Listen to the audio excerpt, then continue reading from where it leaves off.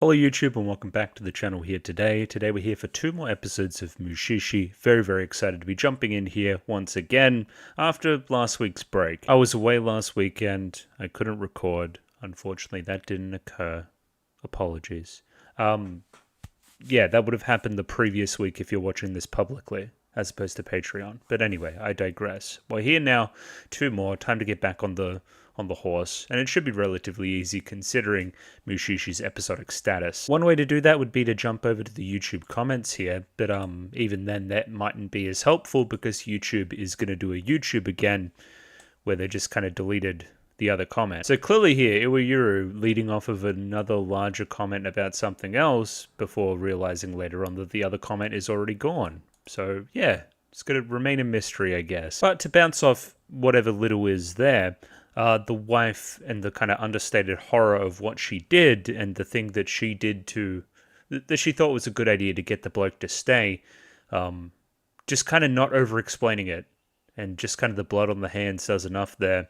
And the blood on the hands then, you know, touching the other guy. It's good. Yeah, just a good episode of imagery. The big hole in the mountain, the snake on the mountain at the end. Again, that seat is filled. That kind of, you know, vacancy has been kind of, has been fitted, I guess. Yeah, it's good stuff. And with that, we'll leave the YouTube comments. Nothing else to do here, but shout out the patrons and jump right into the episodes. Linked in the description below, I have a Patreon. It is $6 a month, and you can see videos 1 week early. Potentially if, what would it be, episodes 14 and 15, maybe? A kind of tickling your fancy, potentially check that one out. Many people have, starting with Mickey Babbers, AF, AJ, Akumancer, Banana Ramahama Damasama, Bisa, Blue Sky, Capella, Chobo Ribby, Dapper Dwarf, Ed, Fancy Question Mark, Flirt Nightingale, Fruit, Gloriana Tenebrae, Glyke, Gus N, Hans Peter, Ika, Iwayuru, Yako Yavnen, Jami Boo, Joran, Kasogtha, Clem, Nosta, Kot Begemot, Lick H, Lou, Miru, Mistake El Chen, Molly Weinberger, Mr. Maniacs, Parnik, Pencil Sharp 333, Ron Lad B&K, Saint Lily, Sal, Sam1373, Skeleton, Tentacle member, Waifu Overdose, Without a Net, Yuki Ali, Binchi, Kelvin, Voodoo Chili, Aiden O'Brien, BD422, and Marco San. Thank you to everybody for giving me money. I enjoy the money. Not really much else to bounce off of because it's episodic, but I don't know, Ginkgo's a thing and he's a Mushishi and he's going to go find some Mushi. Let's dive right in. Nothing else to say. Radio, I have episode 12 of Mushi-Shi up there ready to go. 23 minutes and 38 seconds on this one, so sync up accordingly with your own copy. I have the psych version, so get that version if you'd like it. There's also a picture-in-picture version in the description below if you don't want to deal with any of that. And with that, let's give this thing a 3, 2, 1. Radio, 3, 2, 1, go. Aye. One-eyed fish. I thought the episode was broken there for a second, so I'm happy that it's not. Okay, now they've got 2 eyes. Do I have sound? I have sound.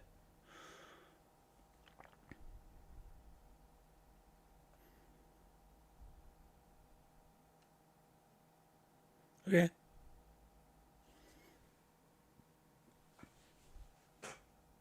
Don't want to get off on the wrong foot here, but why on earth would you have that before the opening?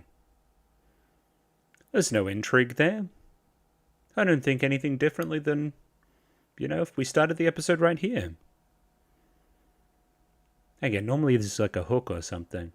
Anyway, we'll let the episode happen, maybe there's a point.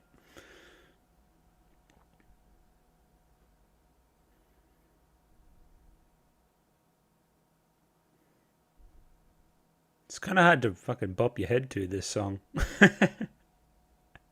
It's not like City. City gets me up out of my chair sometimes.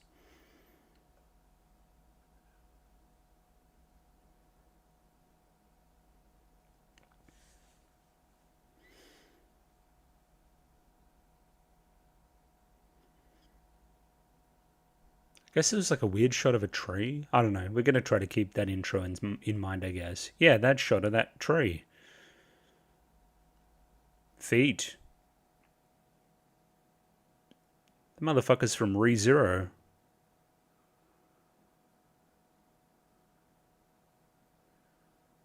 It was in the eyes, maybe, and the white hair.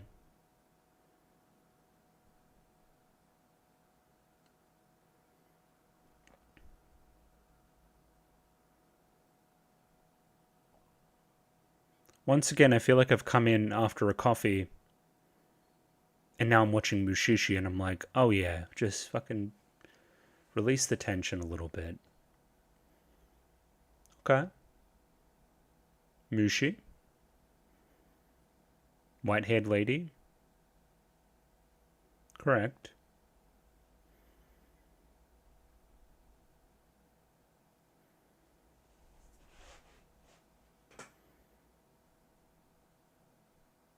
Mm-hmm. I don't know who you are. That's probably what's scaring me.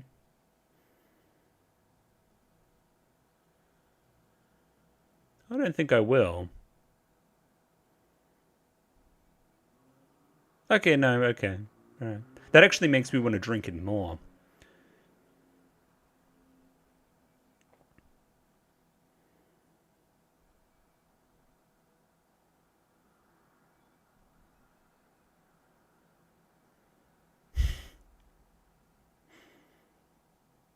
These sky shots are really cool.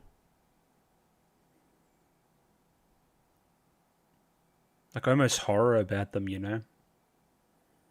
Just seeing things that almost aren't there. Bit of context with Mum. Mm-hmm.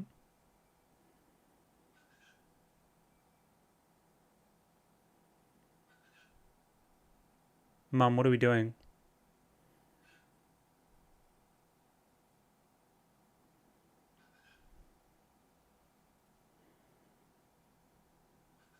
Oh, that's no illusion, man. Did I mention I hate bugs? I don't like big bugs like that. Oh no. I mean, that'll do it.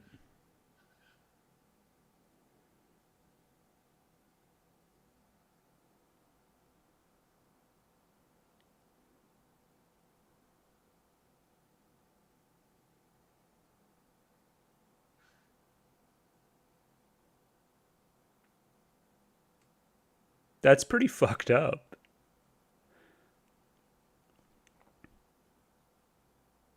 That's really fucked up.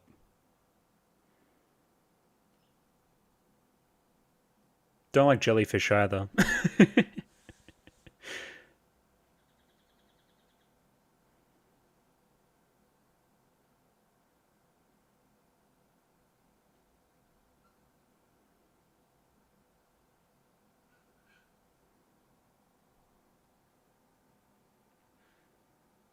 And now we're back with the lady again, and you're just kind of remembering all of that.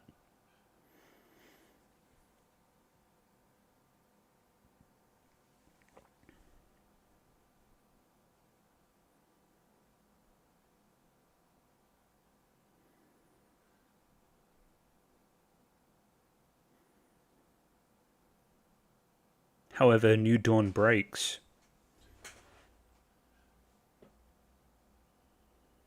I didn't even know you had a hurt foot. Good for you, I guess.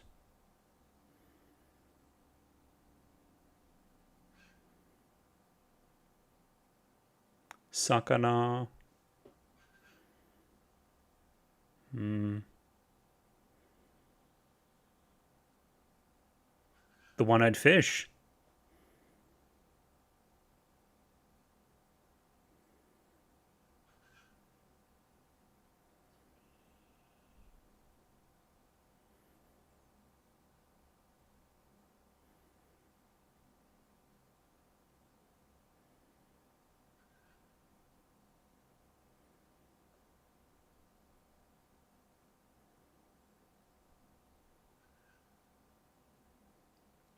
That's actually a really good way to explain it.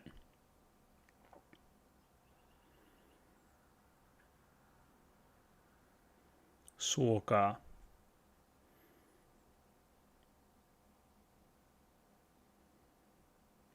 Okay, he's off the walking stick now. That's pretty good.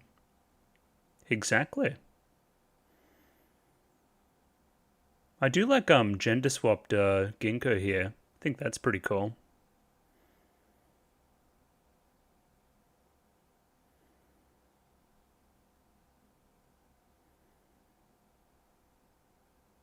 Um, I don't have a mom. Oh, and then she was a nomad. Okay.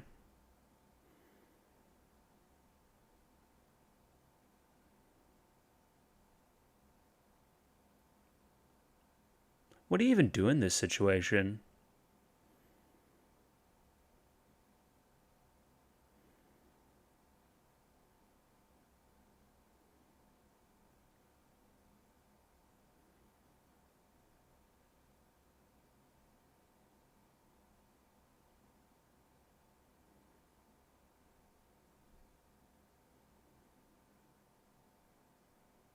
Mm-hmm.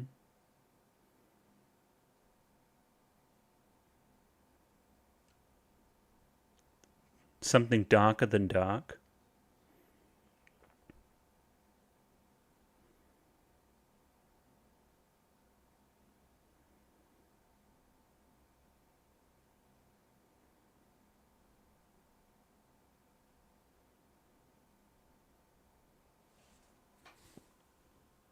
Hmm.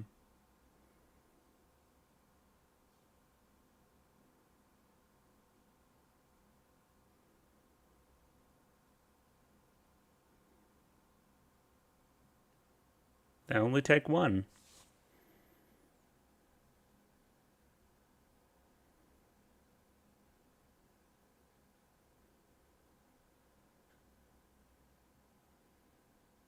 Tokoyami.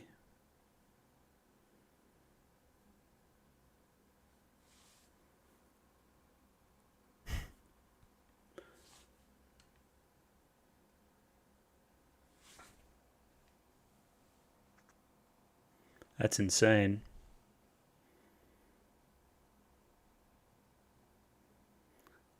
For an episode that's relatively low key, I think it's packed full of stuff already. I like the metaphors.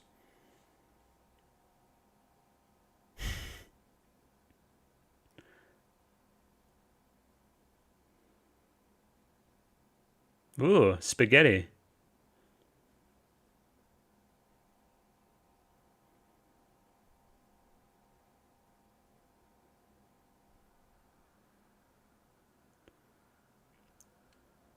I just detangled them.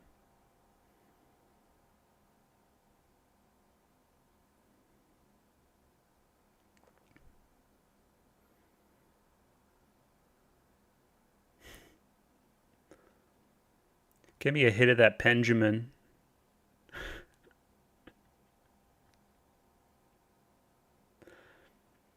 That's that bubblegum flavor.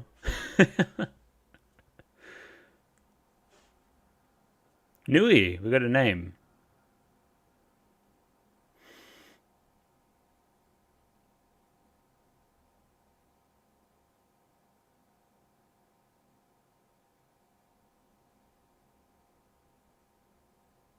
Because of the ginkgo.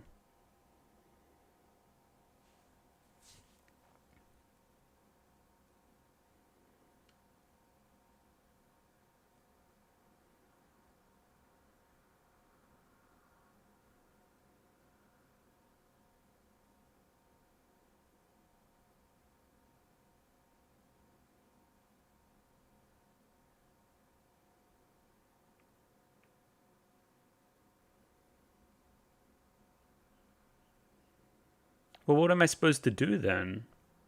Okay.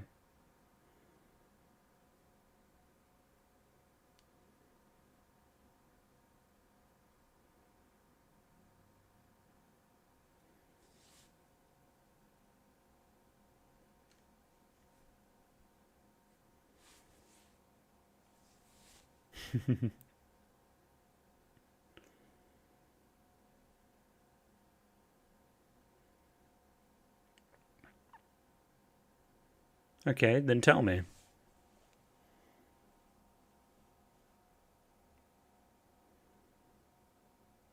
It looks pretty. I'll attest to that.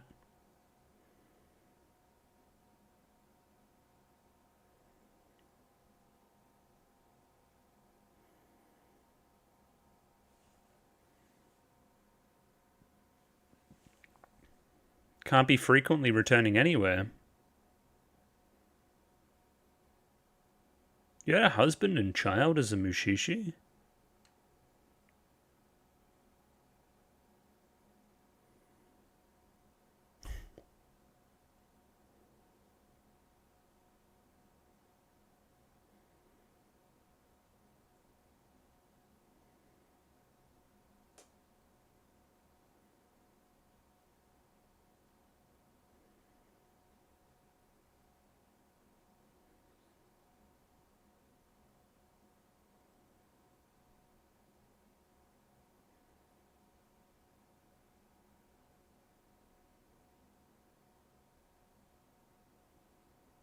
Cool. You're looking good for 6 years later, I think.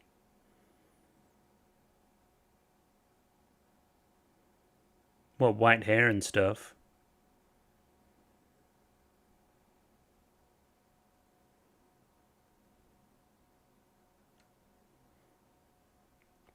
Because you have the ability to leave. I can't. I want to save you in this process.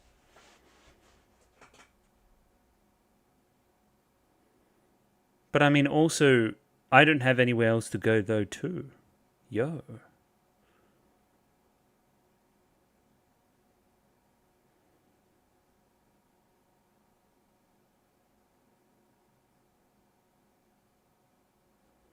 I'm wondering if that landslide in the beginning was kind of caused by, is his name Yorkie? His kind of thing with Mushi as well, because he kind of attracted them and maybe caused that disaster in a way.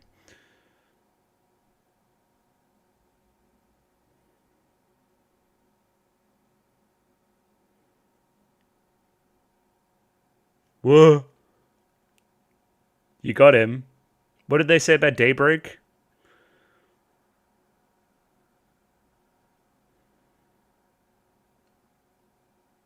Tokoyami. Yo.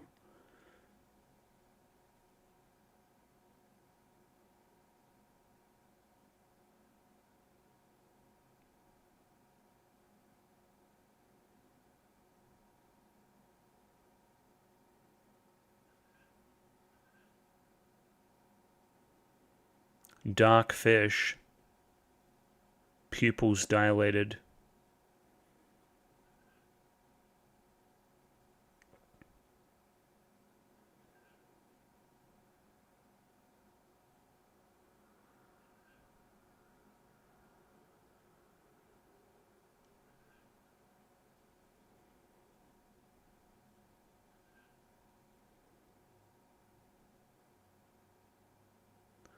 Like a candle, like burning, right?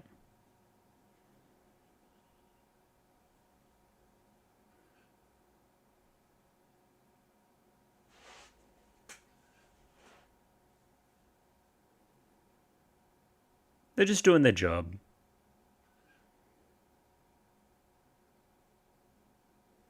As always, they're like facts for life. The narrator.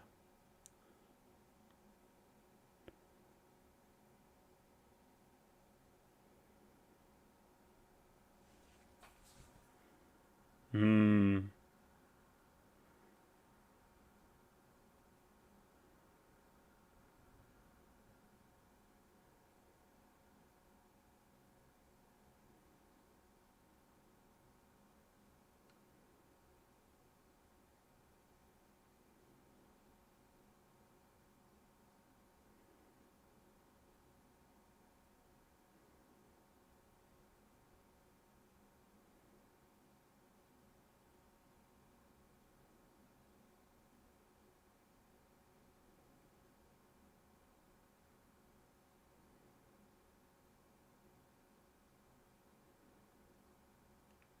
In the pond.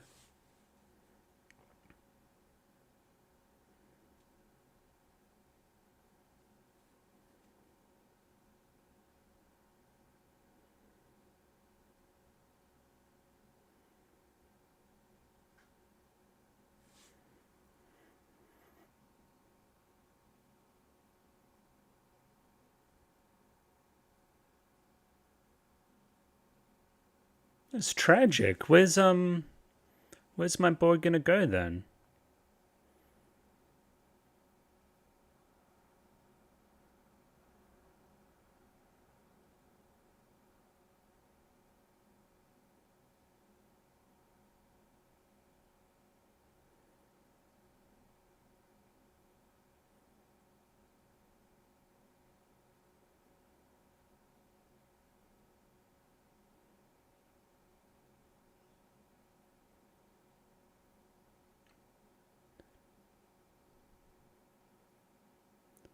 Ginkgo?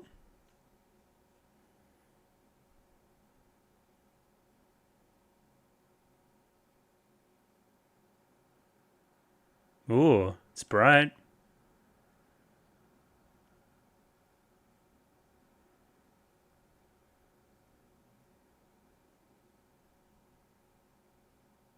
Ugh.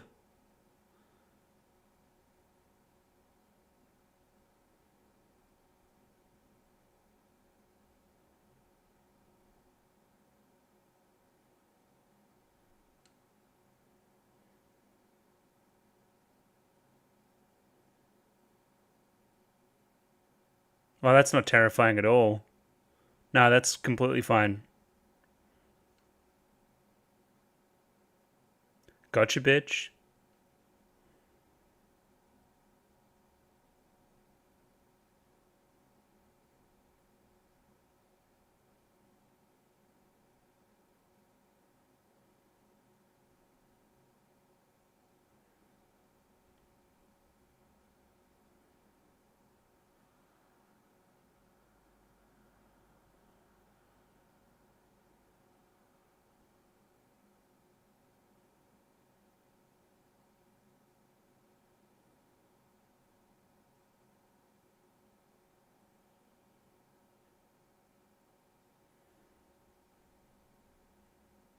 Then why are you leading me somewhere?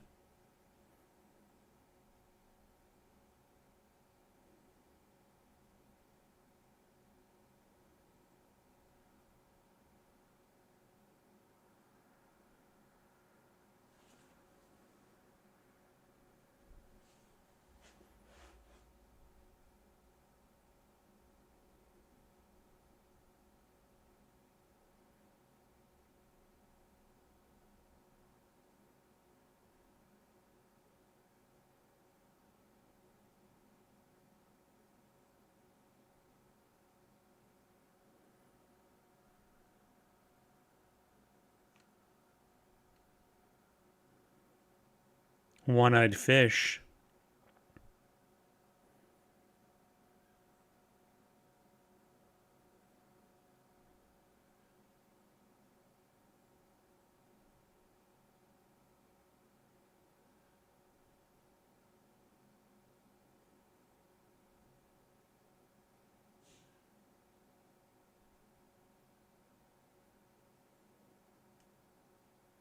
Anything else?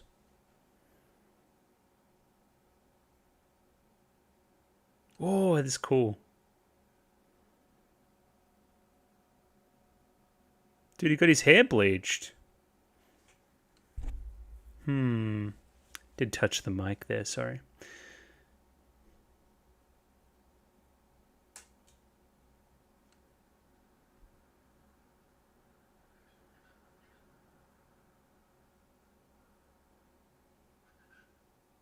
Just make up something. Make up a name.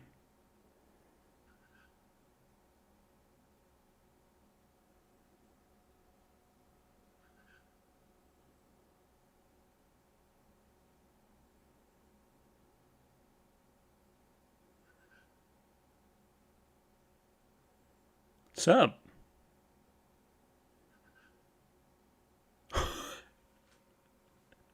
Oh shit.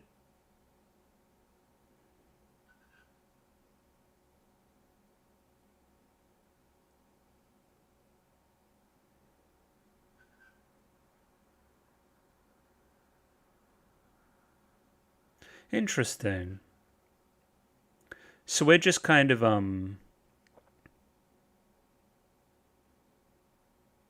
like watching the story without it being or having a framing device.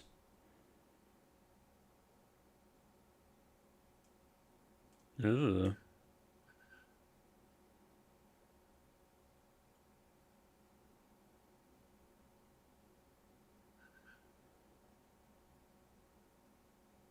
Better start traveling around solving mysteries. He's already fucked off.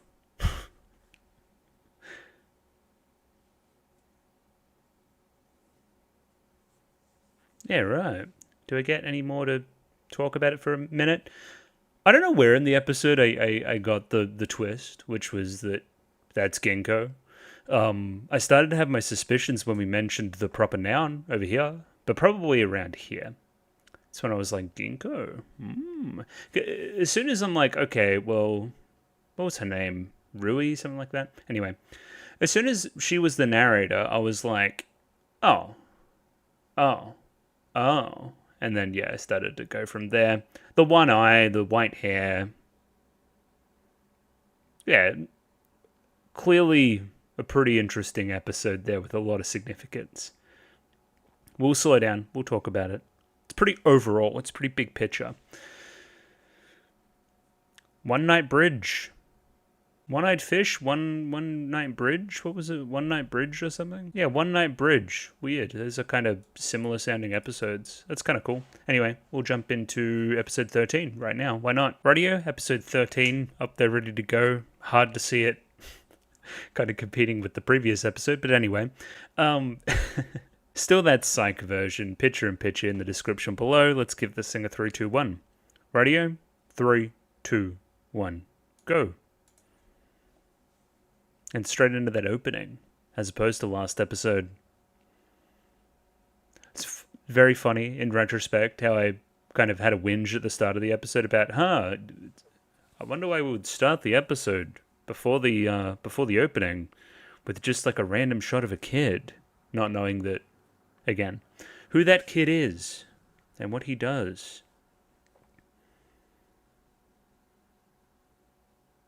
It really is a shame last week that I couldn't find the time anywhere there to just record that one episode, because I really think it would have sufficed. There's a ton there. There's a ton there for sure. It kind of just like pre-fills all of Ginkgo's things. All of his like complexes. The stuff about the river of light. Kind of reflection, like two sides upon the lake. An idea of an encroaching darkness, but potentially the light being even worse. And the light being the actual almost disease there. Him traveling around, him being an attractor for all these Mushi. His thing about continuing to live in spite of things. Because again, he's taking that lesson from what she did. And almost the lesson learnt there. Very cool. Very, very, very, very cool. And now we're doing something about a bridge. We already kind of did a bridge too. Bridge over troubled waters. Ooh, this is intense early. I like this.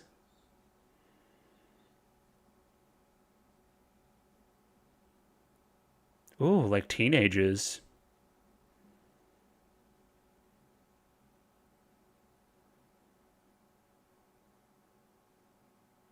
It's only a one-night bridge, just remember that. Woo! Don't know about the slow-mo. Yeah, she's cooked, I'm sorry. It's not a one-night bridge, it's only a one-person bridge. That's why it snapped. Oh, I wouldn't trust that. Oh, he seems to like it. Okay. Good on you, Ginkgo.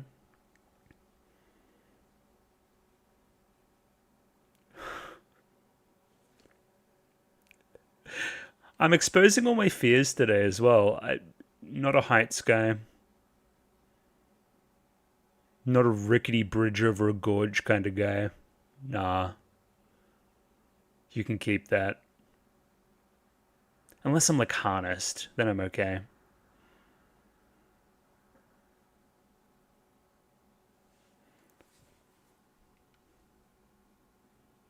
Guess you're climbing down the mountain then.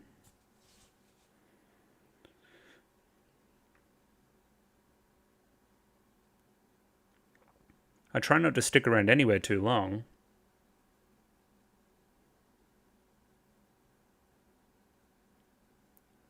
Hana?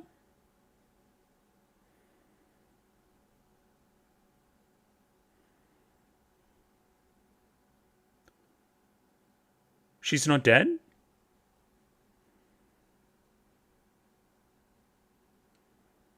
How the fuck did she survive?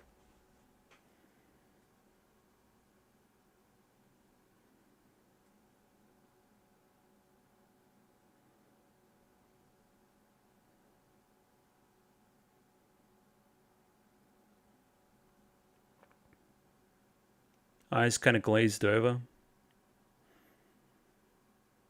Ooh. It's almost like the ropes on the bridge. I'm getting scared a lot.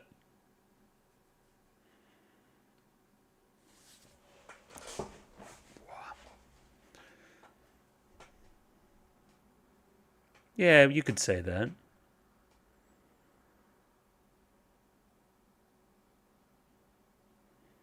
I know, bro. I'm trying. I just want to see what's happened.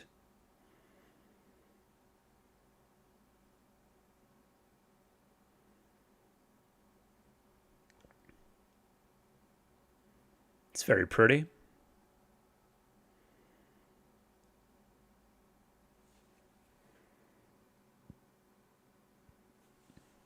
Flashback?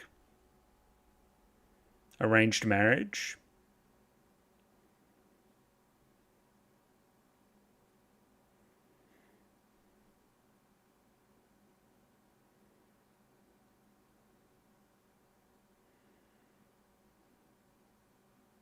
What if we ran away? 100%.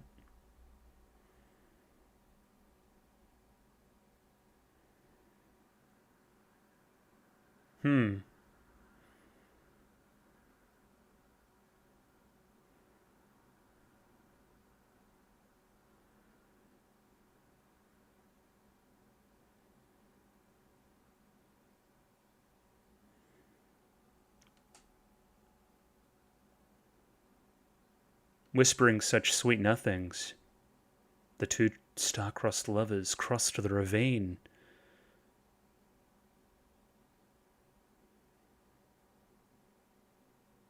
Indeed.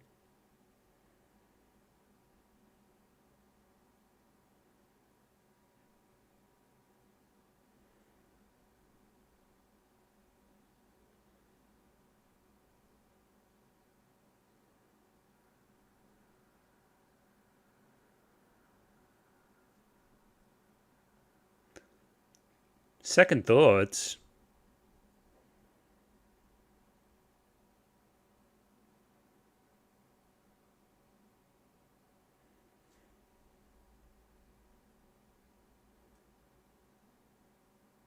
I don't want it to be like that either. You're being whack right now.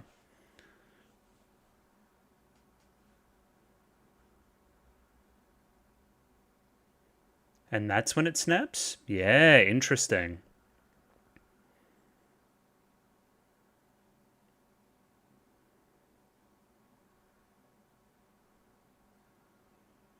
So it's almost kind of attached to her indecision there and her hesitance.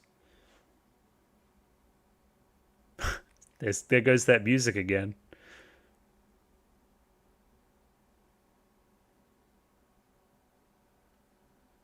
It's a good song. I reckon I could like kind of say anything with this song playing and it'd sound kind of mysterious and cool.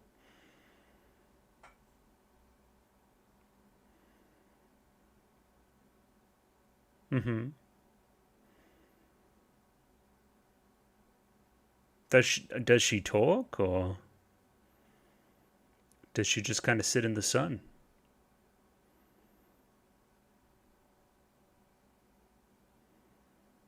Tani Modori.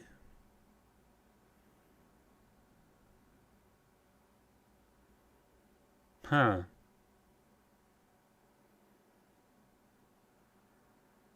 A soulless person.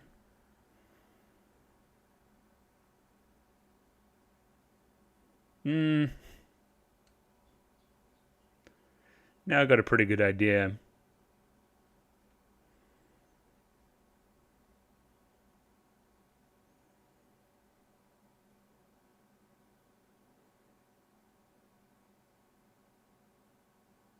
So that bridge isn't the One Night Bridge. There's another different bridge that is probably a Mushi. Taken over.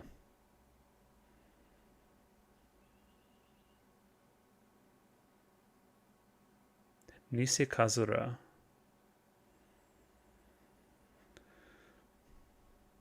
Ooh. Silly string.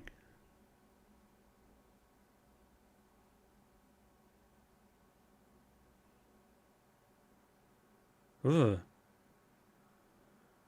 But if they all work together, maybe there'll be something.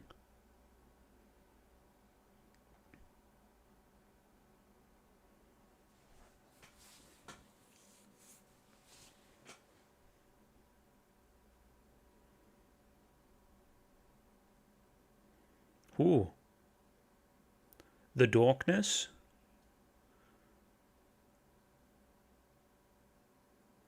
Such as at the top of the ravine.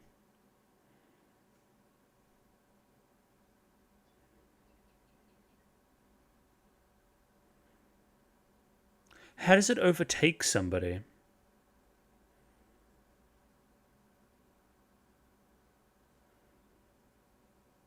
Yeah, she's dead.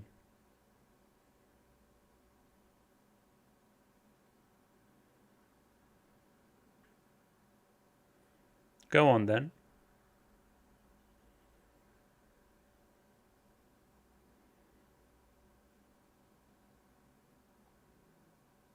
Ooh.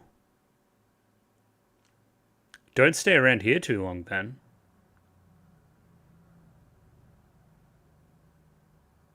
Yeah, I forgot about the sunlight connection to Hana as well.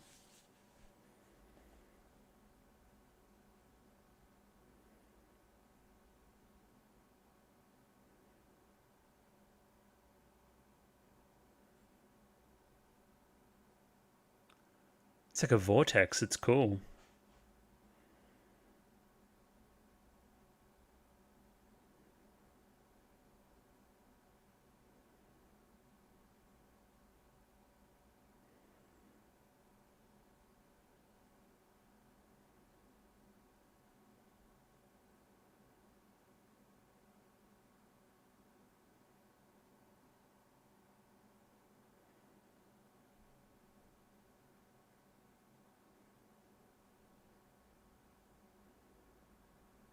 Thought that's where we were going. She's dead, buddy. It's curious that she had no damage on the body then.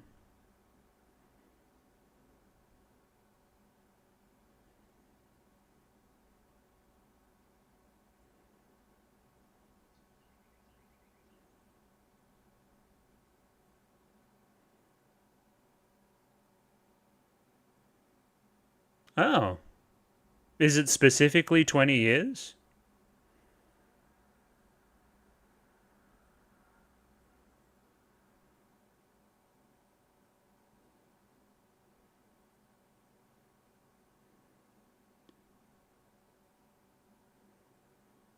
I mean, she's not alive.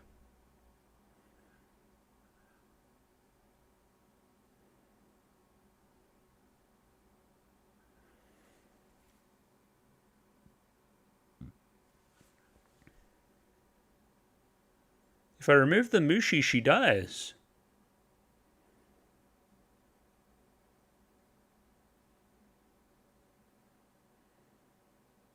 This is a pretty cheery old episode, isn't it?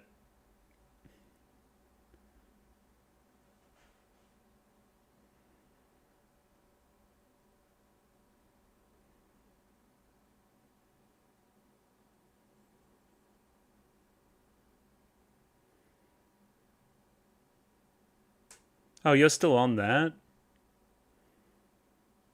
They're still waiting? You kidding me?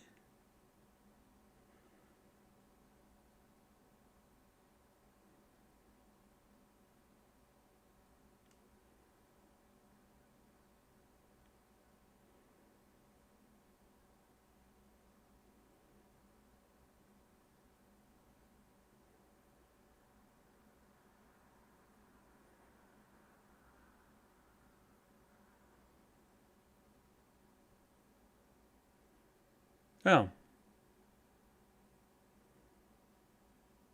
Okay, sounds chill. Let's do that. Sleepover.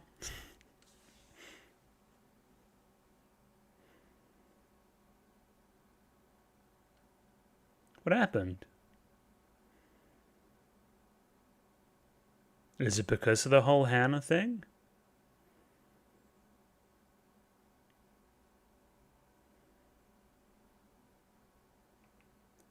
%.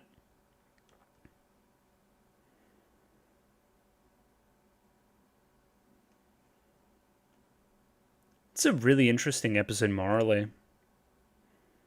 I guess we'll see where we land on it. This cunt's cutting the bridge? Or there's a different guy? Who the fuck's cutting the bridge?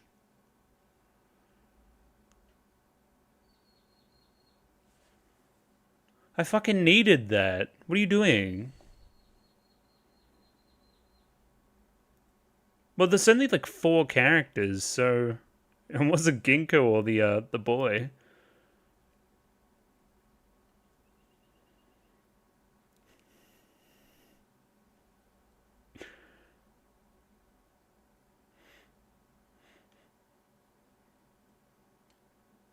She's smiling.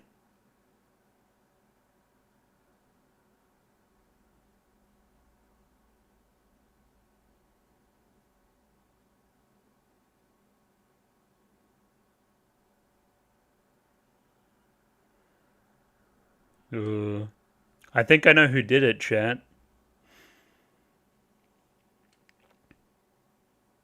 Ugh. Now, see, I don't like that at all. That's some, like, fucking zombie shit.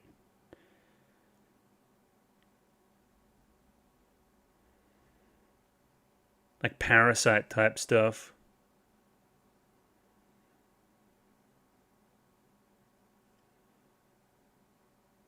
Yeah? Is it time? It's approaching night.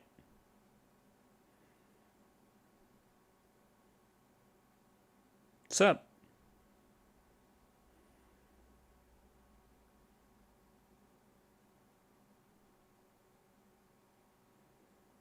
It's time to go.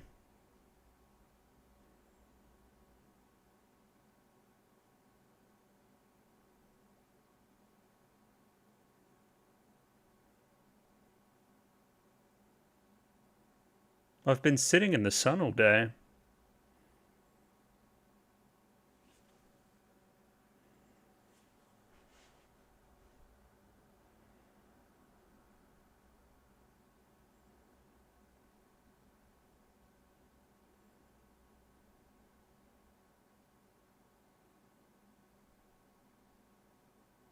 Well, you think I fucking did this?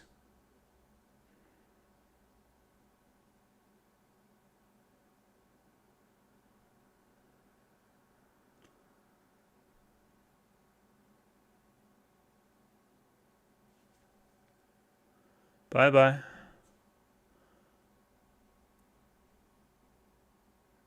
least you got to say a little goodbye.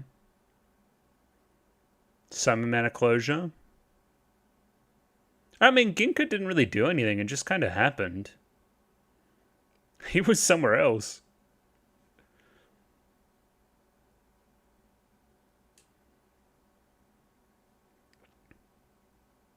But we'll go see her off at the bridge. Come on. Get your coat.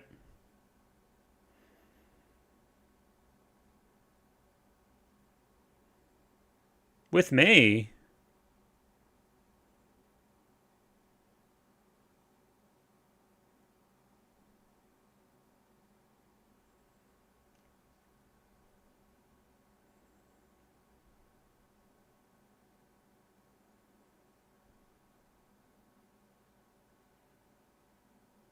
Oh yeah, good point.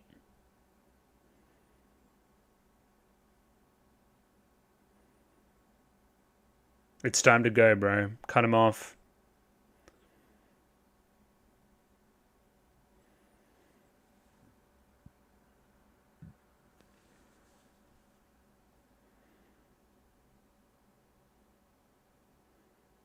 It's a really cool effect.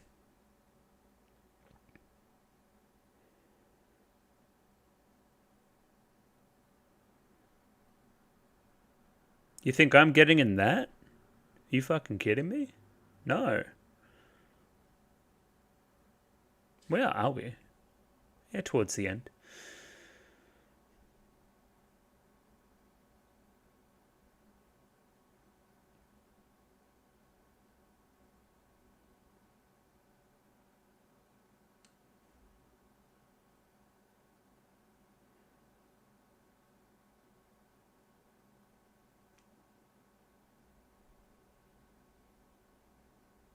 I don't think you should forget. Yeah, I got it. I know the significance. It's also mirroring when he crossed the bridge with her.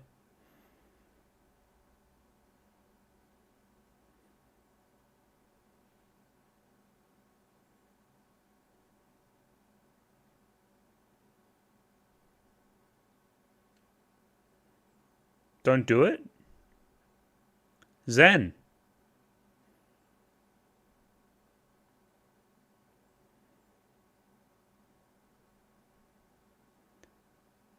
You gotta find new things.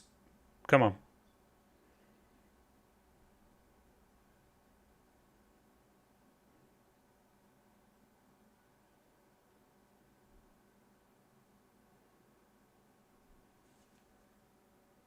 He didn't trust the process. That's crazy. It's a fucking pretty sad old episode. Go on now, Ginkgo, quickly. He's gonna keep on moving regardless.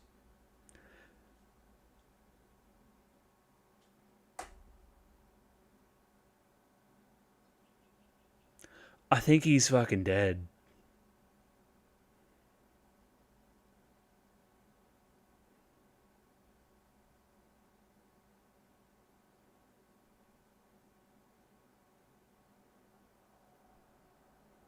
Ooh, he's got my hairline. Yeah, there you go. The cycle begins anew.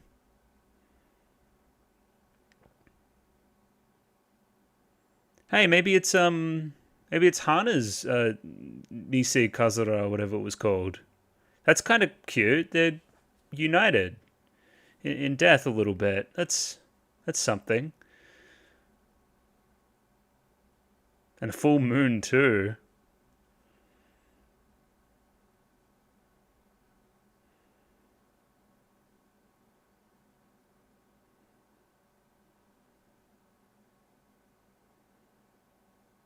This one was like kind of Halloweeny and pretty fucking depressing. It's again, I'm seeing it as an extended metaphor for like assisted suicide and stuff.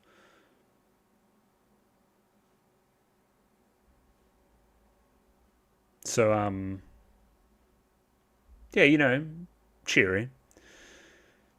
I mean, I'm pretty staunchly like, hey, no quality of life there. Clearly, they're not the same person. Clearly, the person that I knew a long time ago is now gone. It's time to pull the plug. I don't know. That's where I stand on it.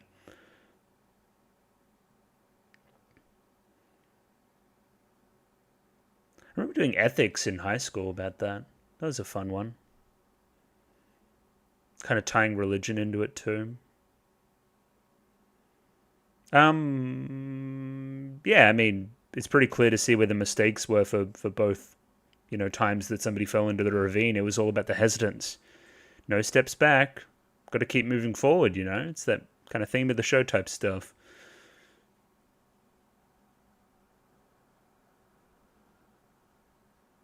But yeah, I mean, I thought of pretty, easy to understand episode. But nevertheless, very good. I liked it. Kind of spooky, which is cool.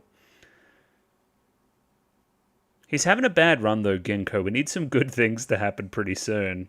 How about in the next episode titled Inside the Cage? Maybe not. And yeah, we'll dive into a little bit of analysis on those two episodes, shall we? a lot of fun. And we're back. It's just a little bit later on, and it's time to talk about these two episodes. I think one clearly surpassing the other for pretty obvious reasons. One is an origin story. One, kind of backfills a lot of stuff for the main character, the connective thread between all the episodic episodes, where the other one is just one of said episodic episodes. Episode 12 here is significant, and it makes sense that it comes at the end of a core, right? If that makes any sense. So, like, the first 12 episodes kind of ending there on something that's pretty crucial to understanding and moving forward and stuff. And again, I say it's kind of like revelatory or anything, but it also just isn't. It's more that it just kind of fits in place. It's just kind of like the whole story of Ginkgo and who he is as a person and kind of the things that are important to him as explored through the various episodes thus far now just make perfect sense. And more than any other show, I find that Mushishi is a show that I can kind of almost talk about it without going back through the episode in kind of great detail. It's all kind of overall concepts that are things that are kind of fascinating to me. So, okay, let's take Ginkgo back to step one here, right? Where's Mum? Hello, Mum. Mum cares for me. Mum's also a traveling kind of merchant, right? Nomadic. I've kind of seen that lifestyle. I'm familiar with it. Something that Ginkgo carries forth, of course. He has another name too here. It's like he starts with a Y. But anyway, Ginkgo can see Mushi, and he's kind of been blessed with that ability. Throughout many other episodes in the show, we've seen kids that can see Mushi, and Ginkgo seems drawn to that. They remind him, of himself, Like, specifically, the first episode of the show is very reflective of that, right? We have this character that's kind of by themselves off, in this isolated place, can see Mushi. And then, of course, we connect him with kind of the grandmother there, with that figure. We kind of find almost like the equivalent here, right, for that child. We find that similar connection. The other thing that happens here is that Mum swiftly fucking dies. Ginkgo then internalizes this thing about, okay, well, whoever I maintain an attachment to, they will eventually pass away. The same thing happens later in the episode with Nui, right? As soon as I gain an attachment and a sense of place with one person, it's not just attached to place is the point. It's the emotional connection too.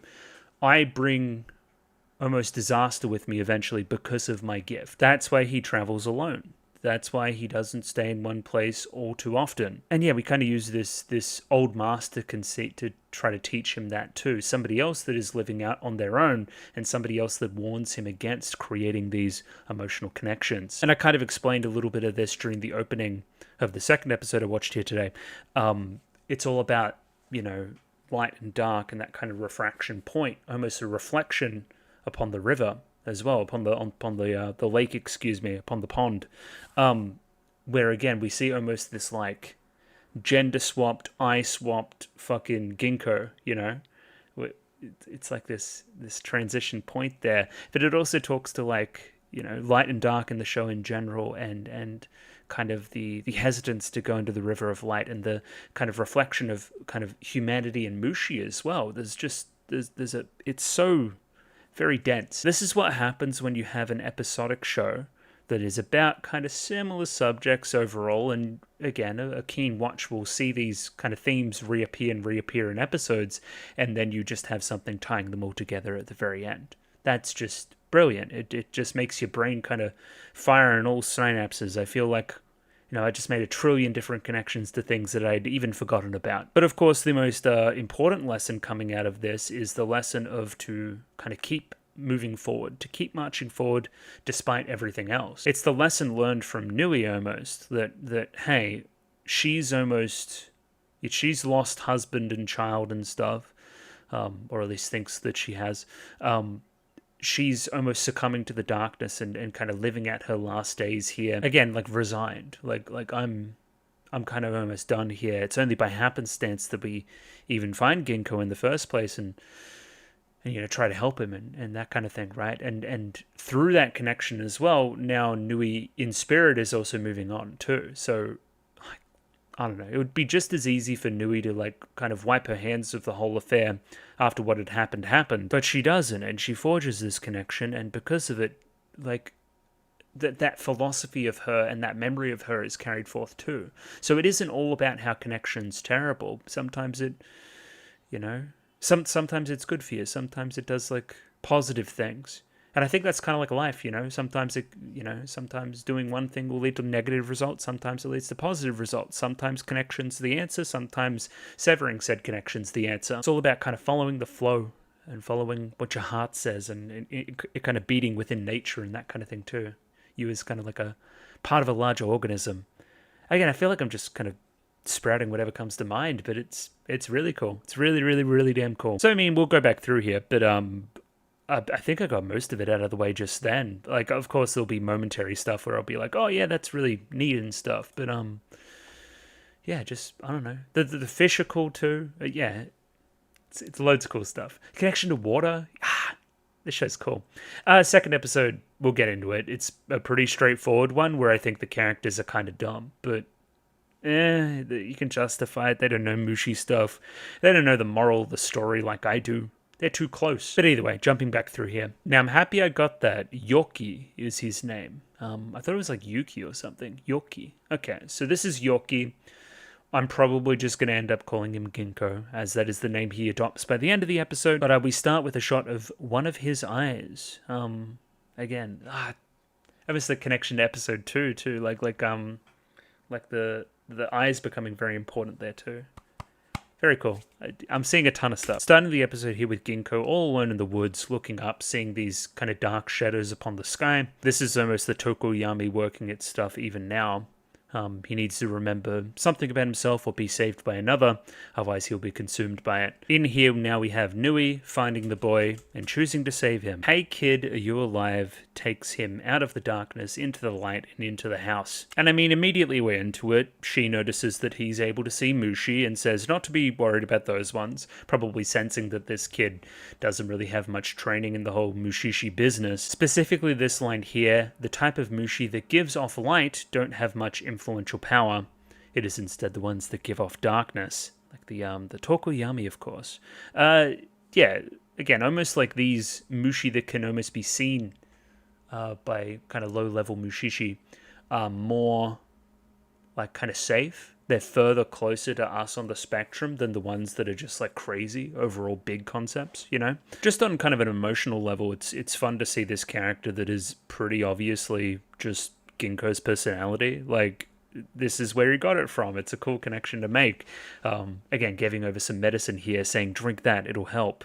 Kind of a person of few words here. You can kind of see his face shape as well. It's very similar to Ginkgo's. That's kind of fun, like the furrowing of the brows there. Normally I'm not much for these kind of stories where we just very obviously backfill backstory and, but I feel like this is a really good rendition of it. I just find them a little bit obvious sometimes where it's like, oh, this is how Sword Guy got the sword. He was a wandering vagrant before the sword was found in his hands and he saved somebody and then he became Sword Man. Sword Guy. I don't know. I just feel like it's a little bit obvious, but this is a really good rendition. It's one of my favorite kind of applications of it. Yeah, just some really smart visual stuff here. Once again, looking at kind of the tree line, almost this like opposite bird's eye view, looking up to the sky from the ground, almost seeing these rivers form in the gaps in the trees. This will also mirror the end of the episode when we're in complete darkness and see the big old white fish swimming through. So very similar visually as well. And as Yorkie is kind of looking up at the roof in this kind of, this house that he doesn't recognize, this strange new ceiling, he thinks back on his past, and we have a little bit of a flashback within a flashback almost. Young Yorkie here is quite terrorized as he's seeing Mushi. He has that connection, and Mum's just none the wiser. I'd be terrified if there was a giant, like, praying mantis above me. That's some EDF type shit. I don't want anything to do with it. Another great shot. Look how cool the rain is, making these... It's almost like Rain of Darkness. I don't know, the contrast here is fucking awesome.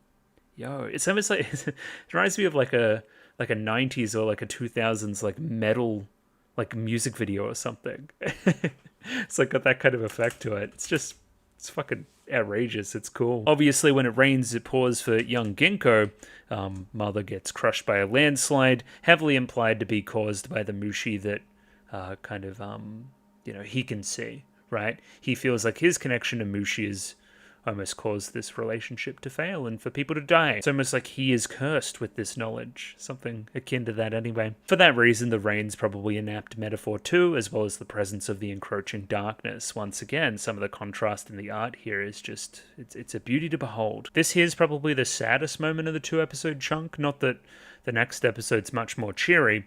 Ginkgo just looking at his mother's lifeless body after being crushed, hoping that somehow it's all going to be okay. He's only like fucking 6 here or something. That's insane. That's fucked up. I don't know. It's giving like... Seen Land Before Time? It's giving Land Before Time.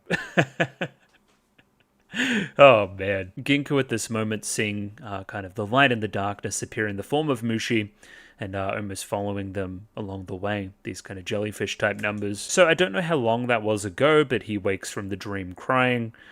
Again, tying it into memory is very cool too, because he's almost a blank slate by the very end here. He forgets everything but the name Ginkgo and kind of moves forth from that, which makes kind of got to think about how the story is being told. I always just thought it was kind of like somebody writing about Ginkgo's exploits and whatnot, kind of after everything's been done and kind of sitting down with him and almost like writing the manga because of that, you know.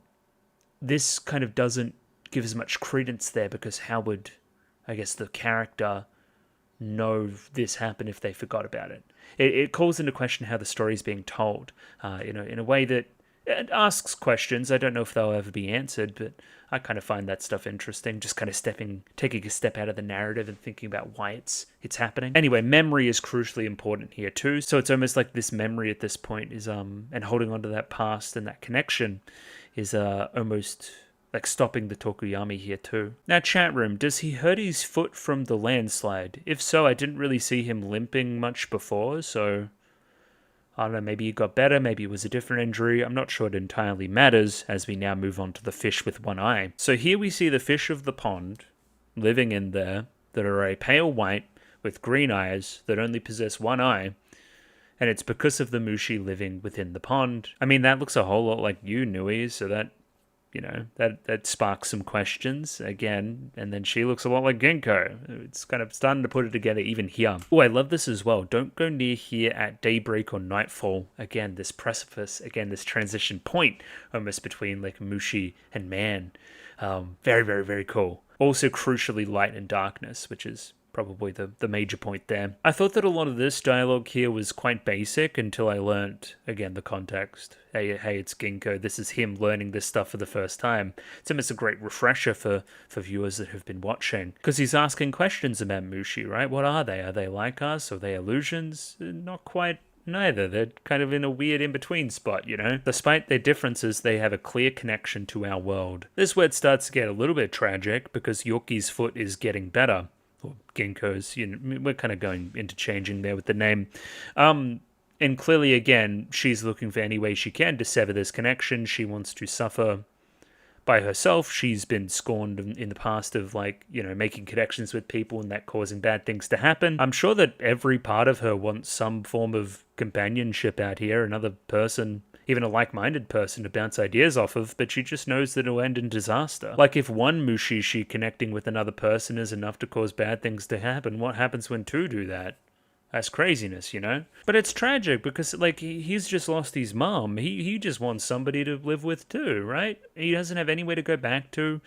Mom's, you know, not here, and I don't really have the rest of the family. I don't really have a town because we were nomadic. And this just breaks my heart. He's just lying about the foot still. He just said previously it doesn't hurt, and now he's like, oh, it still hurts though. I might need to stay here a little bit longer. We use this as a segue or a change of subject from Ginkgo to start talking about the Mushi that inhabits the pond. We start with explaining darkness. You know, the darkness that me and you know. If I turned off all the lights in here and it was nighttime, it'd be pretty dark.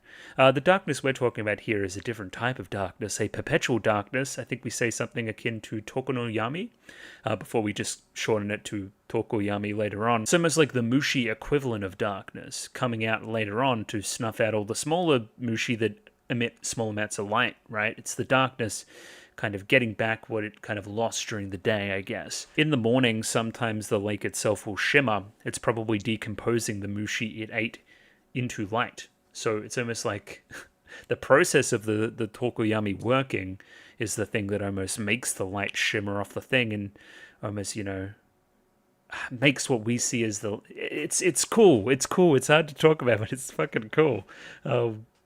I just love this overall concept of no, it's not these two things like darkness being bad and light being good and they're fighting and sometimes we want the light to win and the darkness. It's way more complex than that. Sometimes the light is the thing that's bringing the trouble, We explained the Ginkgo as the problem later on, Yeah, there we have it. We're talking about yeah. I don't know if those Mushi that live within the Tokoyami have a name, which is the light kind of in the middle of it, and that's when we kind of do the Ginkgo thing later on. We're all almost much like Ginkgo, right? We live within our own darkness all around us, right? The rest of the world, and we're trying to be the light, the beacon that kind of travels through it. But in doing so, we also the curse. We're the disease, not the cure. Yo. This is expanding my mind to like reaches it's never gone. It's insane. A little bit of kind of comedy in the middle of the episode is about tasting some mushrooms. Yeah, she's cute. I like her. I don't know. It's just Ginkgo, but a little bit more kind of reserved. A little bit of a kind of cheeky little prankster energy to him. It's just fun. It's fun to make the connections. It's good. Another one here is the origins of the whole smoking thing too. Like she uses the smoke here to dispel all the mushi up there and to untangle them. It's a microcosm of, again, what Ginkgo does through the rest of the show. Shows up some spot, blows a bit of smoke, fixes the situation and moves on, And he's very green at the moment. He's got a long way to go. He tries to take a puff on the smoke and it doesn't go so well. He has journeyed for a long time and done a lot of things to become the Ginkgo we know in the rest of the show. Now, question, have we ever seen Ginkgo in the rest of the show carry a lantern? I want to know if his interaction at the end of the episode and the change, almost like the metamorphosis he goes through, is enough to almost give him the same powers or the same stuff that Nui has. Like, she could see in the dark. Can Ginkgo see in the dark? I guess that's the question. I seem to remember him holding a lantern, but maybe that was only when he was around somebody else. Again, it's something that she forgets to do because she doesn't need it, but now that she has somebody near her, somebody to care for, she needs to start remembering such things. Again, it can't help but remind her of the husband and the child that she lost. I don't know. They're both fulfilling a loss for each other. It's like, I've lost my family, you've lost yours. It's this really wholesome found family type energy to it. We have some concepts here that are pretty, I don't know, obviously shoved in here to come back at the end. It's pretty obvious he was going to be lost in the woods by the end of the episode at some point and need to remember something, which is kind of what we talk about when the Tokoyami is kind of encroaching within the forest almost. Like, hey, remember something. Doesn't matter what it is, just something and you won't be utterly consumed. And it's heavily implied that the rest of the village that kind of Nui was from kind of got consumed by such a thing because they didn't possess such knowledge, which again is this kind of almost like in Nui distancing herself from them and not telling them as much stuff about it. We didn't give them the knowledge base to be able to fight against this thing, but it's a, double-edged sword kind of too. You don't want them to get too involved because they might get crushed by a fucking landslide caused by a Mushi. Like, it's a tough balancing act to keep. Oh yeah, I even missed this stuff too. So if you remember something, even a name, even, a name that isn't yours, like, you may forget everything that happened before you had that previous name. Yeah, parts of this episode are a little bit clunky. Like, just straight up, like, Yorkie asking here, hey, Nui, what's your backstory? And then her going into it isn't the most elegant way to kind of do some exposition. I mean, it's fine, kind of, Yorkie here asking or wanting to know more about her and her opening up over time is a nice character beat. I just think you probably could have did it a little bit more artfully. But either way, she's from a village, though isolated, very beautiful, that is just a couple of mountains over. Again, she had a connection there, but was also a Mushishi, so she was traveling around quite a bit. So this is notably different from Ginkgo, who is pretty adamant about not even coming back to one place all that often. I think we've been back to Adashino's place like twice, but it was pretty well separated. However, Nui, when she used to be a Mushishi, was always back here. Again, she had a family here. She had a pretty obvious connection, emotional, spiritual, familial, everything. And now the tragedy here is that we'll almost never know what the cause was. It could have just been random chance that they went into the mountains never to come back. Tokoyami involved, maybe. Or it could have been a direct connection to you. Like, we'll never know. And, like, it's almost like that missing person type feeling. We'll never get the closure there of what it was that killed them. And almost in staying here, I'm holding out hope, even from 6 years ago when this thing first started, that if I camp the Tokoyami, I might find them. If I search into the Tokoyami, I might find them. They could have not even been consumed by the Tokoyami and still be out there. I could find them if I stay here. It's almost this connection then, and this loss that is now shackling you and stopping you from being as nomadic as you were before. Of course, again, now apply this to what Ginkgo's always saying to people. Think about that guy on the shoreline waiting for years for, his beloved to return from the sea and, almost holding on to that false hope based on a connection made. He has seen what this does to somebody. He has seen what this obsession and this like holding onto the hope and not moving forward, like how it shackles someone, how it limits them, and doesn't want that to happen again. You could apply that to a ton of different things, and that constant message of moving forward despite. And very harsh here, not wanting Yorkie here to remain shackled. Hey, no, this is my cross to bear. I know that what I'm doing is bad. The last thing I want is for you to follow my footsteps in doing so as well. But again, on the flip side, he just wants a mom. It's hopelessly tragic, isn't it? Now, Yorkie, dissatisfied with the answer given, goes to the pond, to the lake, at daybreak, at the precipice point, and starts stirring shit up. The exact thing I was told not to do. I think Nui's hiding something. And I mean, she kinda is, but I don't know, it's like kid stuff. It's like, no, I'm rebelling. Adult said to do something, adult be damned. Why do things have to be this way? And yeah, getting more than he bargained for as a result. Here comes the Tokoyami descending into the lake, making everything light up the way it does, as we see the last eye of the one-eyed fish here start to darken before the whole fish disintegrates itself. The discovery he makes here is that the fish only have one eye because it's almost like it's a self-selecting bias type thing, right? We only see fish with one eye because fish with no eyes, they're not here. We can't see them. You become absorbed and transition into the darkness after losing that second eye, Once again, big episode 2 vibes here too, for sure. Like this has to be intrinsically linked into the whole river of light, don't go in there type stuff that kind of Ginkgo's talking about, right? Way back when, It's clearly connected, very clearly. Ginkgo sitting with his back to the river, almost tempted to look at it, turn around and gain that closure almost on what he missed all the way back when, and what remains on the other side and all that other kind of stuff. But instead being its guardian, instead stopping people from falling into the same thing that Nui fell into at the very end. Very cool. Very, very cool. And these lines here feel integral to the whole fucking show, right? Do not let fear and anger cloud your vision. They're all just being as they are, or as they're. I don't know if that's the correct translation there, but anyway, Mushi are a fact of life. They're not something that are terrifying or anything else. It's just something that we need to be wary of. They're too powerful for us to, remain in control of. They're kind of like the Tokoyami itself. They're this big, overbearing darkness, and we're just kind of trying to swim through it. That's all we're trying to do, trying to weave our way down the mountain, following the path of least resistance, but keeping on moving regardless. Then we see this shot, and then you start to make even more connections. You're like, okay, well, now I know that she's the voice of the narrator. That's weird. This shot we've seen before in these kind of parchments and whatnot. This is almost like when we saw this stuff at the very start of the show, it's almost like Ginkgo recalling it, and that's the framing device for us even seeing it, even though he can't recall it because he's lost his memories. So how are we seeing it then? Insane. The wonderful reveal. Fantastic. I didn't even think for a second that the narrator would be a character. Oh, she's got that Hanakawa type hair too. That's crazy. Spoilers, I guess.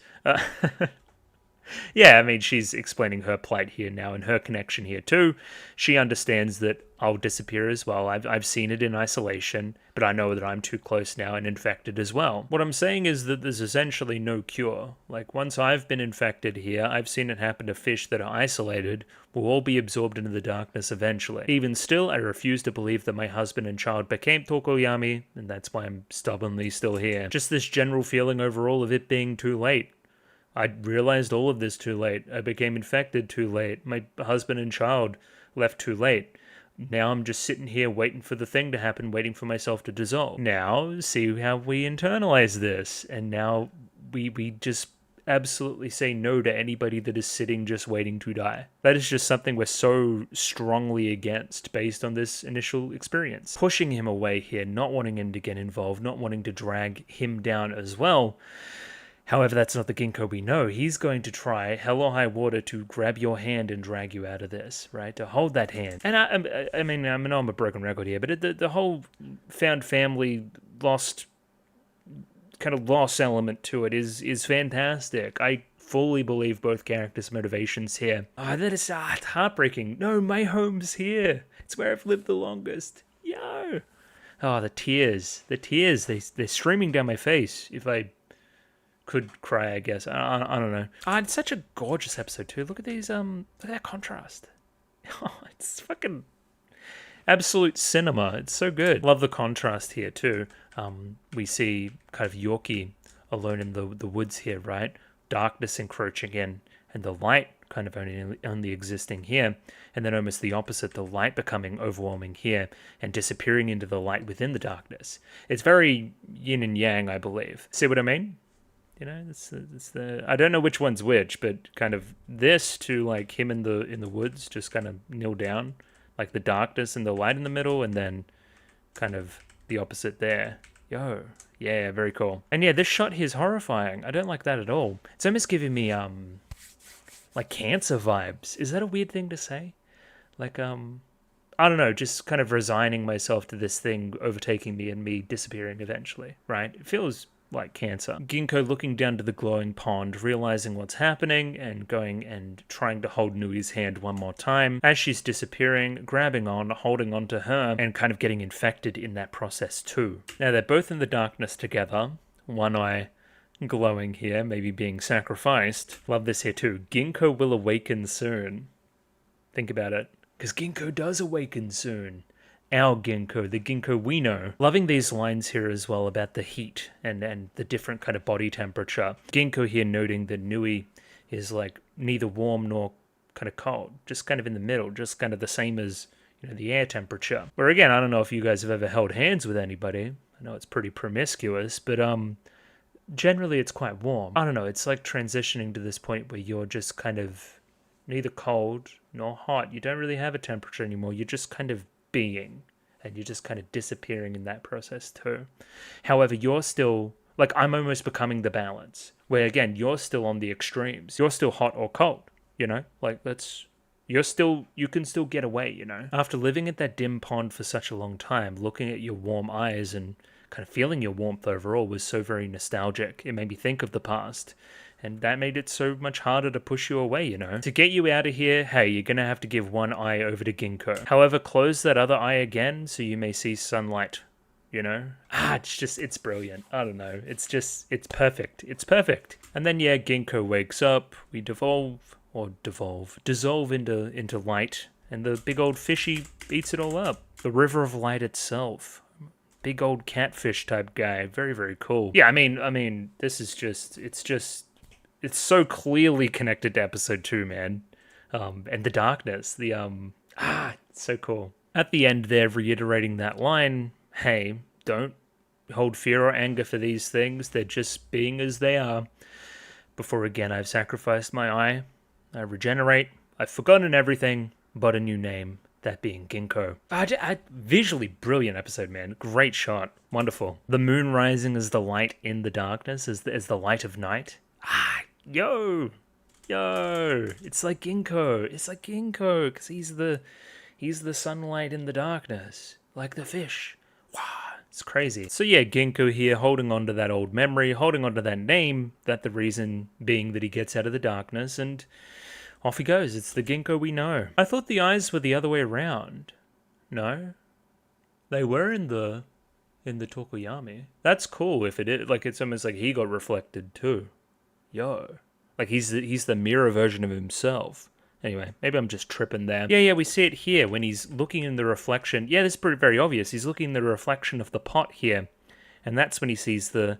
Yeah, and that's when it's the right way around. Very cool. Okay, cool. Again, when he sees into that other world almost. And then, yeah, Ginkgo says he's Irish goodbye and just fucks off. And again, that nicely connects into the rest of the show. Now... Very, very good episode. I feel like a broken record. I feel like I say this every week, but the best episode thus far by quite a while. I think that'll be the best episode for a long time, I'm going to be honest. It's just brilliant. The next episode in comparison, I'll probably have far less to talk about. It's pretty straightforward. The characters are kind of dumb. And, I mean, it's not bad. It's pretty good even still. It's kind of really scary. It's got this real kind of like zombie, almost like horror story type element to it. But, just kind of pales in comparison to this. Like, I'm not going to bore you with the details of what happens here. They're sneaking away late at night before Hana falls through the bridge.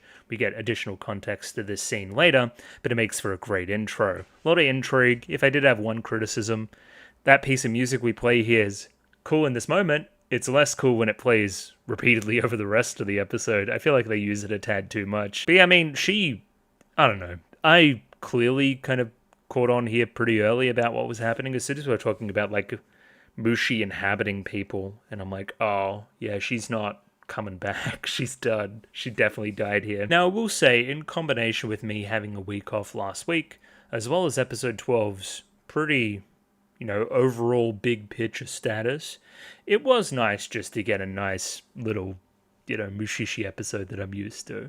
Just, get him back on the saddle. The show's still going to be what you think it's going to be. Once again, he's very good as a protagonist. Look how frustrated he is and scared of the bridge. He's like almost like frustrated with old mate here that comes past, Zen.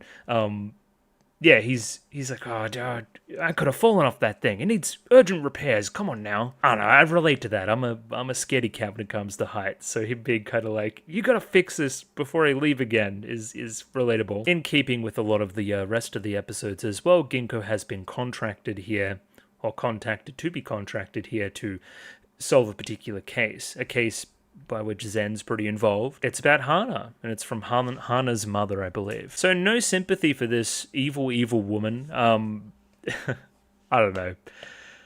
She, in the narrative, is the representation of the family pressure to marry this doofus that she doesn't want to marry. And the most revealing part, right, is when we're talking about it later. No, we can't let what you want to happen, Ginkgo, to happen, because no, she still needs to be married off to this guy. They're still waiting. It's not about her well-being. It's about her utility and her use in a political marriage. That's what it really feels like. I fucking hate this lady. She should go die. Episodes are starting to rhyme, starting to mirror each other a lot as well.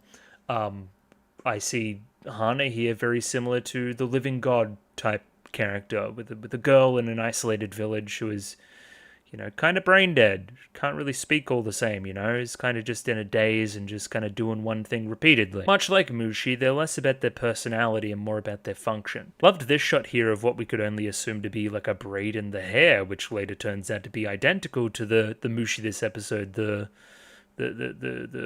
what would we call it? Nisei Kuzura? Something like that. Zen's waiting outside. He fills us in on the context. Hana is that way because of me, because of the experience in taking her out of the village across that bridge that one night. I like this transition point here too. Like, I don't know, it's very similar, kind of there to there. Very, very pretty background. Probably won't end up being the thumbnail. It'll probably be something from the previous episode, but very, very pretty. This is thumbnail worthy for sure. Hana. Hana means flower. Flower is also there. See, I'm picking up fucking high-level Japanese stuff here too. Very, very cool. And I mean, tale as old as time. It's almost fairy tale worthy. Again, arranged marriage that she doesn't want to go into. The boy that she actually loves tells her to run away with him. The only part here where it kind of falls apart is the whole, getting cold feet about the whole thing that she does on the bridge. And, I mean, it's high stakes. She gets pretty punished for it, but I mean, I see the reason why, I guess, narratively. She's not all or nothing enough, I guess. The thing that ends up holding her back is her connection to the rest of her family, right, and the rest of the community. I can't almost, like, let them down by denying this thing.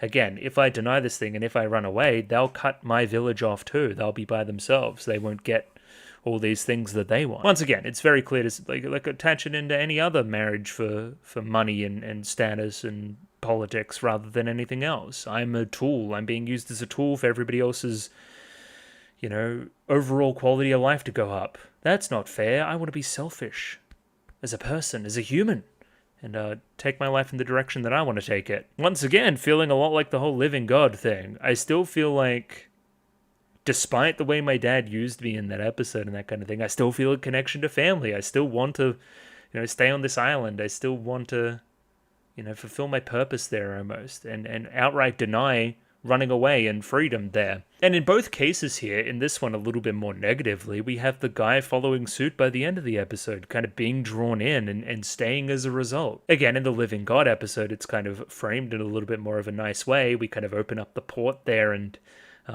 he's at least allowed to leave and that kind of thing. In this episode, we take it in a pretty dark direction where the same thing that befell her befells him, and now he's going to be trapped for 20 years as like a vegetable before, moving on eventually and being with her in 20 years. I don't know, it was fucked. They ruined it. I don't know, there's some philosophy there, I guess. You should have cut your losses and just left there. You didn't like the town. You were kind of ostracized. Why did you want to hold on to it? Because of her? She's not here. You're being tricked by a Mushi, buddy. Not the first person in this show either. One of my favorite tropes is run away with me in general, and, just like, kind of taking that risk and betting it all and that kind of thing. I love it. Pair that with some Americana and you've got, like, that's a recipe for a great story. Obviously, we're not doing the Americana thing, but, like, still, it's cool. I like how this is flipped and the irony comes back at the end of the episode where Zen is the one that is unable to kind of move on, and it's because of Hana. It's because of the Mushi that was her that's almost like holding on to him and keeping him in place. That like reaches out and holds his hand one last time. It's almost like she passed on that hesitance to him in a way, which is cool too. I don't know. Hana's here. I need to be with Hana. It's the thing that is his undoing. It is his folly by the very end. The same way that her folly is her hesitance and her attachment to her old shackles. I don't know, very sad and really kind of cynical story. It's a I don't know. It's a good one. It's making me feel bad. It's a feel bad episode, man. Like her compromise here is, I don't even know what it is. We'll always love each other, even if I have to smother my true heart once I'm there. I'll still always love you. I'm with him. I'm saying fuck that shit. Take my hand. Come on. Come on, man. And then, yeah, she falls through the bridge. It is quite scary seeing him walking towards her. She's kind of backing up on the bridge. I didn't like that very much. But also like kind of holding out for the hair there, because the hair and the Mushi itself look quite similar. So yeah, I mean, she fell from a height that she couldn't have possibly survived, and then she came back through, and now she's like brain dead. She was just a shell of her former self. The Hana I knew is dead. That's being possessed by a Mushi, 100%. I don't know. And then Mum's fucking motivations here are insane, because by the end of it, she wants to fucking roll the dice. She's like, no, what if we got rid of the Mushi? There's still a chance that she could still be in there somewhere. Still a chance.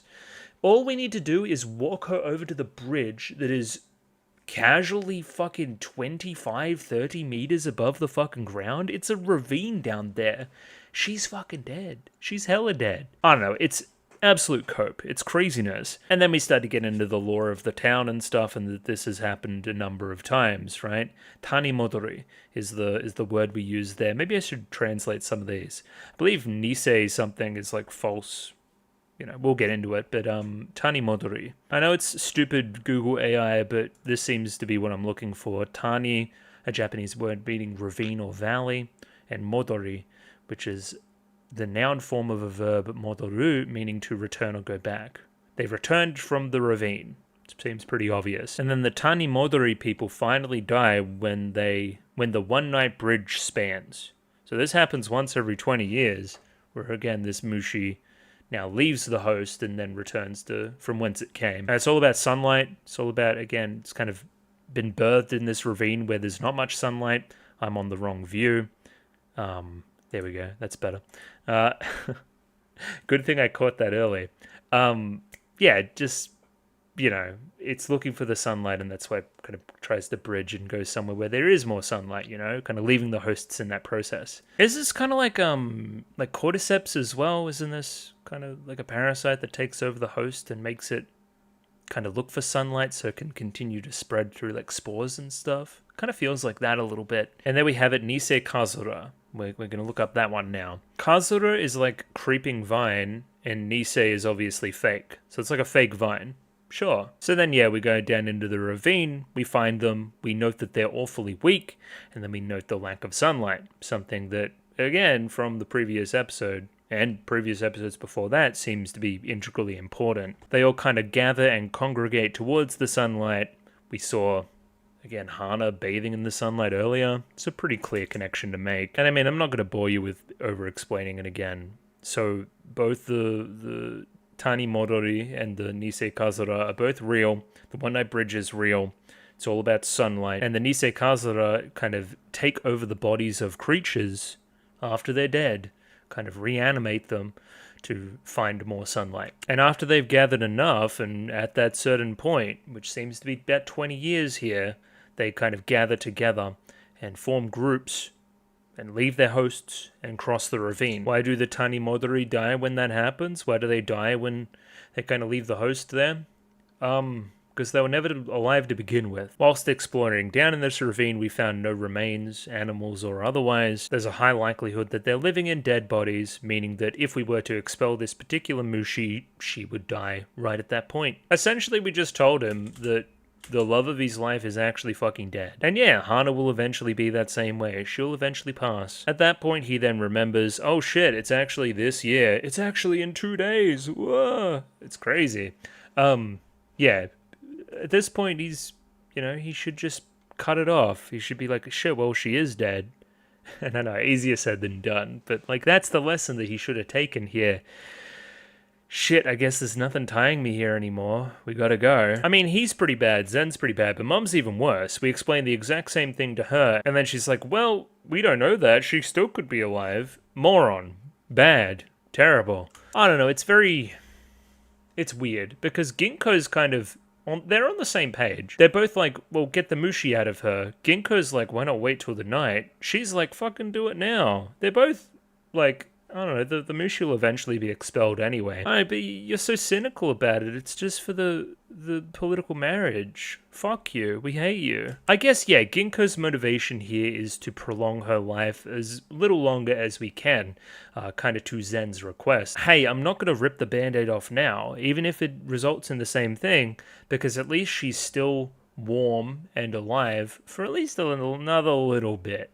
Again, in kind of keeping with Ginkgo's theming about keeping moving forward, he's never going to be one to assist in a suicide, which is essentially what he'd be doing. Like, I don't know, like euthanasia type stuff. Again, kind of noting that it's very dehumanizing. I don't know, there's an element of mystery to it too, of like, we don't really know what might happen. She still might be alive. She's definitely not, but she still might be.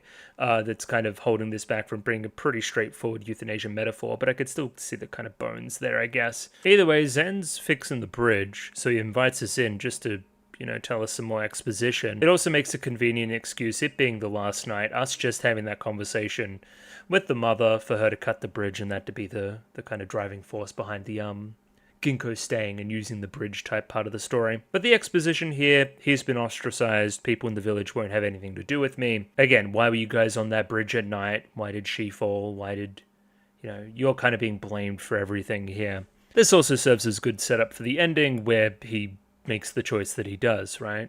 I could move on, I could leave, but Hana's still alive. I could move on, I could leave, but Hana's still here. She's still holding my hand, Overnight, the bridge gets cut. I'm not sure that this element of the story works all too well. They're, hiding the mystery of who did it. There's, 4 characters in the episode, and it's not... We just saw Zen asleep. We saw Ginkgo asleep. And why the fuck would Hana do it? Of course it's the mum, duh. At that point, just show us the mum cutting the thing. Don't leave us with bated breath. And yeah, I mean, her whole motivation is that if we can keep the Mushishi here, he will eventually be worn down and forced to do the thing. Again, she's just not knowledgeable about how close the thing is. You know, it's like tonight. We had 2 nights. We didn't know, but we did. I believe this deer was meant to be dead. And then we see the Mushi do its thing. And it's like, okay, that's pretty obvious evidence that what I said was the truth. So, and they're very active. I guess it's happening soon. Yeah, I mean, just something's locked in. They're all just moving now. All the tiny Modori, right? Yeah, it's really creepy. I don't know. I don't like the possession type, zombie type, parasite type deal to it. It's kind of scary. I don't know. I don't like it. At this point, Hana just happens to pass Zen as he's doing something else, which allows them to have a little bit of a final goodbye, if you can call it that. We're counting the end of the episode now. It is a nice moment. Warmth. It is kind of a connective tissue between this and the previous episode. This kind of moment where the characters embrace and realize that, like, we're both alive almost. Or, like, one's alive and one's not. Again, just reminds me of the whole Nui Yorkie thing previous episode. Yeah, it's a nice moment. I don't know. It's a little bit hollow considering that she's not alive. I don't know. It depends on what your definition of alive is. I don't know. It's a tough one. It really is. It's always very like ethical and moral, you know. Like, you're still Hana, right? Look at her. No, that's not still Hana. It sucks to be mom. As soon as she fucking touches her, the Mushi comes out and she's done. And yeah, I mean, Hana dies, then we see Zen. It's a very weird climax for that story because Ginkgo just wasn't really involved. I guess it wasn't his story, so yeah. And him not being involved and him choosing to step away and let her continue to live is kind of the point, so fine. Just hit a little bit weird in the moment. And then yeah, hey, Zen.